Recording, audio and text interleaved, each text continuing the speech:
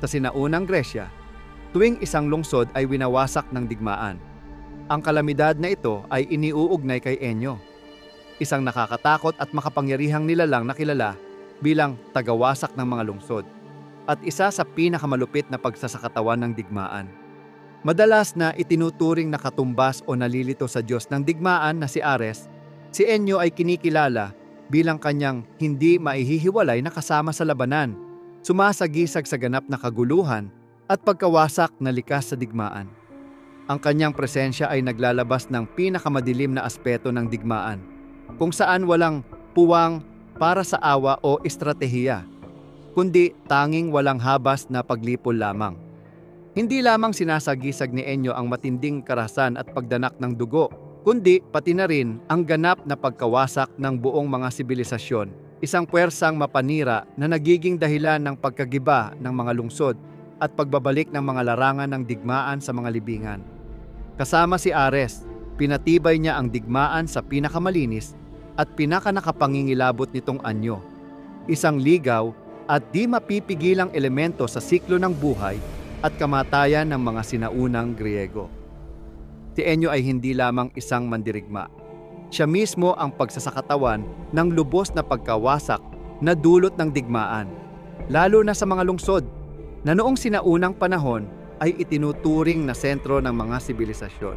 Sa panahon ng digmaan, ang mga lungsod ay nakikita bilang mga kuta ng kultura, ekonomiya at kapangyarihan. Ang pagkawasak ng isang lungsod ay nangangahulugan ng pagbagsak ng buong lipunan.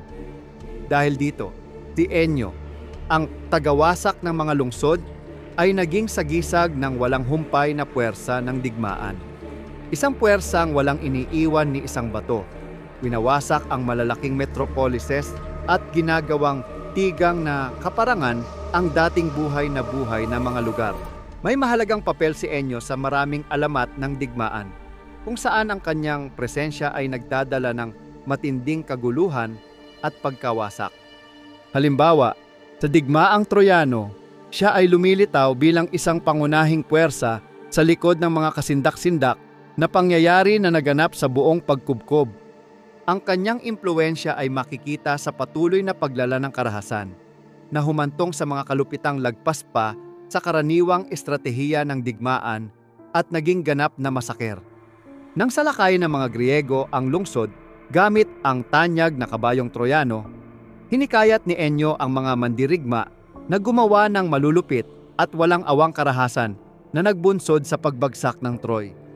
Si Enyo ay may malapit na ugnayan sa mga Keres, mga pagsasakatawan ng marahas na kamatayan sa larangan ng digmaan.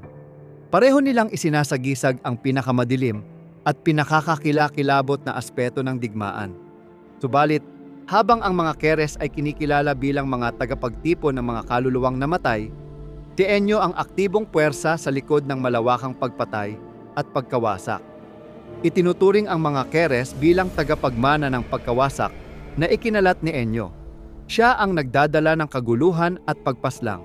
At pagkatapos, darating ang mga Keres upang angkinin ang lahat ng naiwan, nilalamon ang kaluluwa ng mga nabuwal.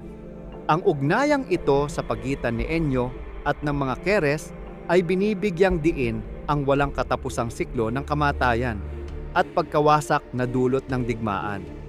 Magkasama, isinasakatawan nila ang malupit nitong diwa, kung saan ang dugong ipinadanak ni Enyo ay nagpapakain sa walang sawang uhaw ng mga Keres.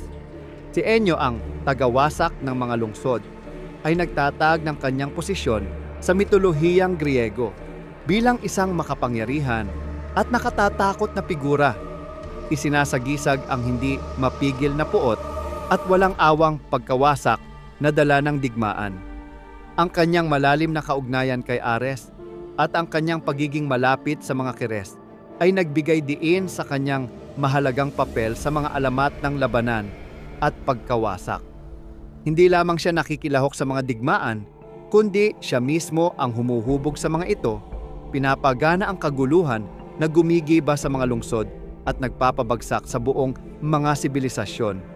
Isinakatawan niya ang isa sa pinakamadilim at di maiiwasang aspeto ng digmaan, kung saan ang estratehiya at dangal ay natutunaw sa harap ng madugong patayan at lubusang pagkawasak.